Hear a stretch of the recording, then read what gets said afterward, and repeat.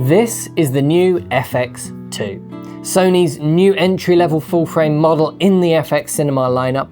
It's the most hybrid model of Sony's FX line yet, with a 33 megapixel sensor, new switch for stills and video modes, AI chip inside, and this fantastic tilting EVF system, while still giving users everything that they love from the FX30 and FX3, the small form factor, active fan cooling for no overheating, Cine EI workflows, and optional XLR top handle for a better grip and better audio when needed. Let's start though by talking about the sensor, which is one of the most familiar areas of the camera.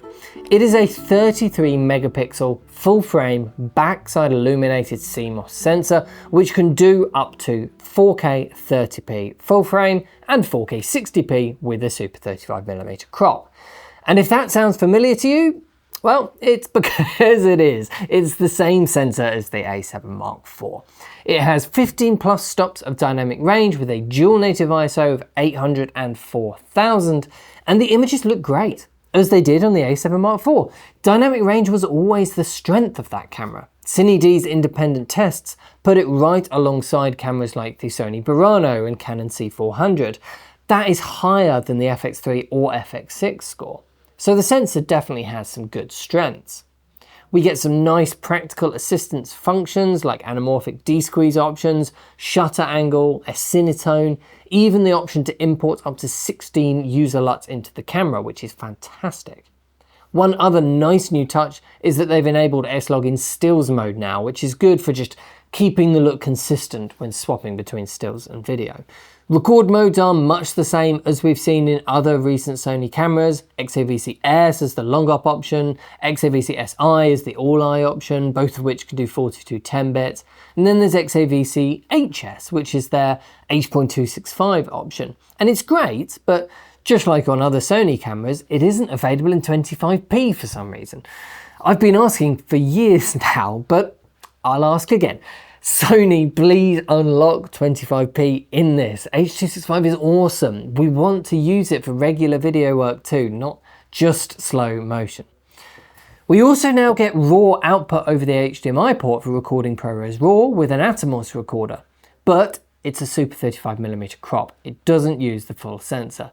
And of course there's no RAW video internally here. The big physical change is of course this new tilting EVF design. I love this. I'm a big fan of using the EVF for video work on mirrorless cameras, and it's the main thing I miss on the FX3 and FX30 design. The EVF has a 3.68 million dot resolution, 0.7 times magnification.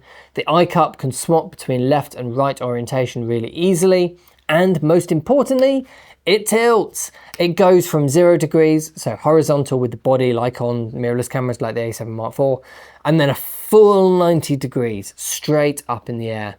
And it feels strong even when up at 90 degrees or halfway in between. It's really confidence inspiring to use. It doesn't feel flimsy or wobbly or rattly to use.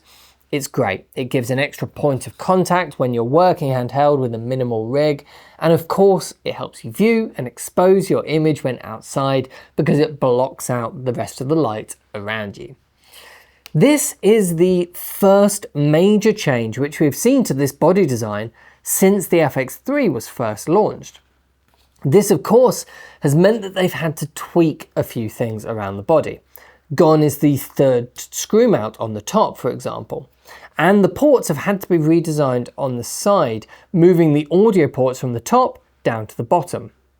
They've taken them out from behind a door though, which makes a lot of sense. You know, this is a video camera. You're likely going to want to be using those ports a lot of the time. It's a small thing, but it makes a big difference. The only negative for me is how far it sticks out now, as it does stick out quite a long way. And of course, it's not removable at all. It's attached to the camera. So it's great if you want a viewfinder, which to be fair, I do, but it could well be in the way if you don't want to have a viewfinder. And also you're going to have to keep it in mind when you're packing this thing inside and out of bags. The FX3 and FX30 are just so neat and flush when you slot them down into a bag. The FX2, you're going to have to keep that EVF in mind to stop it being damaged in transit. There are a few other nice tweaks to the physical design which we spotted. The first one that caught our eye is the bottom. It's got 2 tripod screw threads now, and they are decently spaced apart as well so that you can properly use them. So you can use 2 screws to secure your tripod plate and it's not going to unscrew by twisting it while you're working. Fantastic. We also noticed that because this camera has a mechanical shutter on it, we can get the sensor shield function, which the A7 Mark IV and the A7S Mark III have. You have to turn it on in the menus, but once it's on, it will close the shutter down when you turn off the camera so that you can protect your sensor from dust during lens changes. The LCD is a flip out design, not the tilting and flip out one which Sony use on their higher end cameras. And of course the cooling fan is right there on the back and the side there. So that avoids any overheating issues in video, which is a problem which the A7 Mark IV definitely had. Sony have added what they call the Big 6 home screen, which is inherited from larger cinema cameras like the FX6, Burano and Venice. Tap the new home button or swipe down from the top of the screen and we get quick and easy access to all of the most important video settings. We have the same FZ100 battery as the FX30 and FX3 and dual card slots, but now only one of them can support CF Express Type A cards, while on the FX3 and even the FX30, both of them can.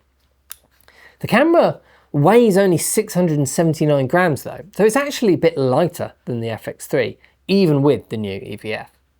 Another thing that sets this camera apart from the FX3 and FX30 is the AI processor unit. This means that the autofocus here is actually going to be quite a bit better than the FX30, FX3, but even the FX6 and Burano, especially in subject tracking modes, both in terms of how reliable each mode is and how many we actually get. The FX3, that just has human and face and eye tracking in video modes, while the FX2, this can do humans, animals, planes, birds, insects, cars, trains, even automatically switching between them. Overall, this is a fascinating camera. In many ways, this is a big step forward for the cinema lineup. Changes like this EVF, they're a really big deal for how these cameras actually get used on set day in, day out. And because Sony is still the most popular option with customers, a new entry-level full-frame model in the cinema lineup is a really big deal. But it is hard to ignore that there's lots here that's very familiar.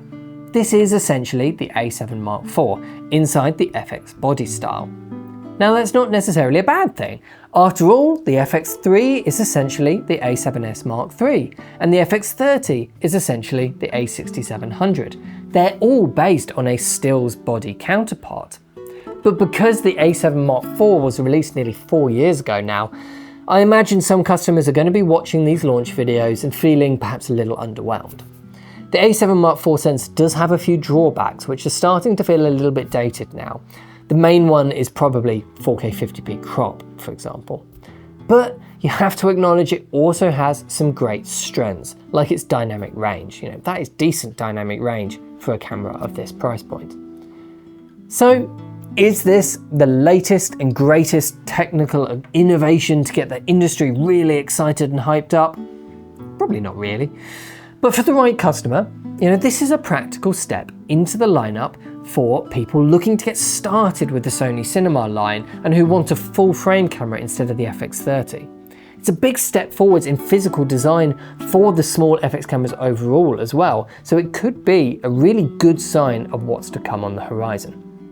If you want to buy one for yourself, head over to ProV and let us know what you think of the new FX2 down in the comment section down below. Thanks for watching, I'll see you in the next one.